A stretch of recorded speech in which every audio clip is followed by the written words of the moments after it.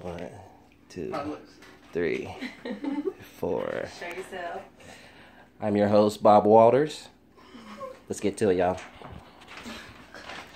Hello, everyone. Thanks for coming. Today I'm going to talk about creating a budget and saving money. Who wants to have more money and not work more? Everybody, right? Everyone. Hey! Okay. So I've set up 3 little sheets that will help you understand where you're at currently financially, and then help you create a budget that you can adjust as you need to help you save more money and be better prepared for your finances. The first one I want to talk about is the balance sheet. This will give you an idea of where you stand right now, how much you're worth today. The first part of the balance sheet is filling in your assets. There's liquid assets, which is mostly cash or savings bonds, things that you can get money from real quick. Then there's investments that might take a little bit of time for you to turn into cash. And then there's your property, which usually takes a significant amount of time to turn into cash. But all of that adds up to your total assets, all the things that you own.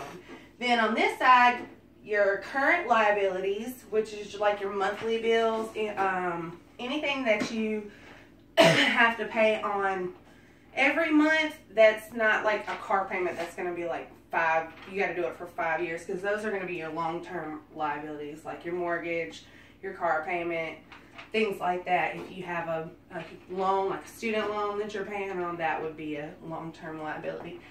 So you'll total up all your liabilities and subtract those from your assets to find out your net worth, and that's how much you have right now. If, say, you died, and that's what you would be leaving your family. I know it's kind of morbid, but it's the truth. You know, you don't want to leave anybody in a bad spot, especially if you have children or a spouse or a family that's dependent on you. The second statement I want to talk about is a monthly income and expense statement. Now, this statement, you're going to use your gross income from your paycheck instead of your after-tax pay. You want to use the gross income, because this form has spots on here for your taxes and insurance and those things that come out of your paycheck. And you put in all of your income minus all of your expenses, and then you'll find out how much you're left with at the end of the month. And if you come out with a negative number, that's called a deficit, and then you obviously have a problem because you're not going to be able to pay all of your expenses. This sheet, once you fill it out, it'll carry over into this budget sheet.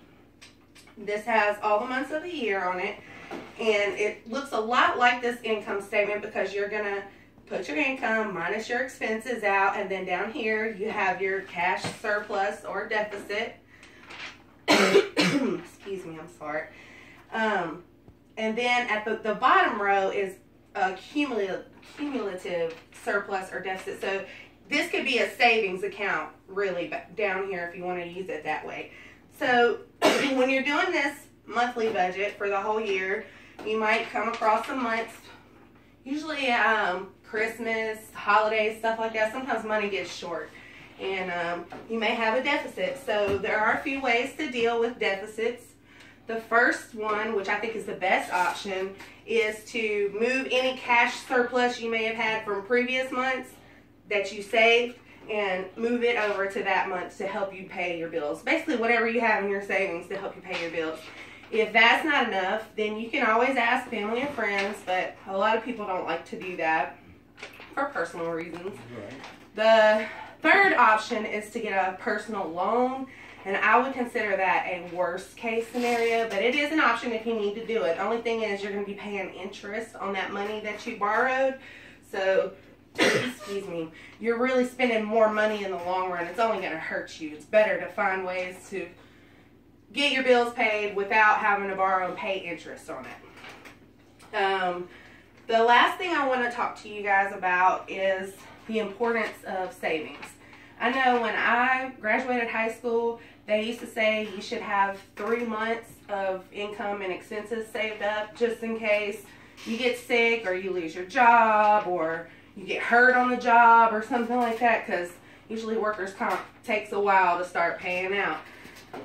But since the housing market crashed in 2008, now financial advisors are saying that you need to have at least 6 to 9 months saved in order to make it, just because you never know, and it's hard to get unemployment now.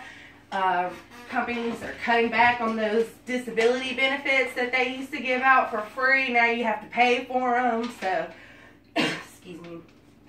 But anyways, in conclusion, I set up these 3 sheets for you guys.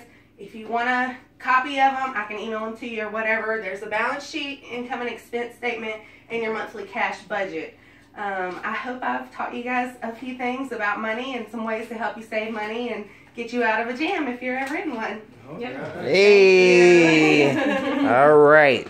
We still have 1, 2, 3, 4.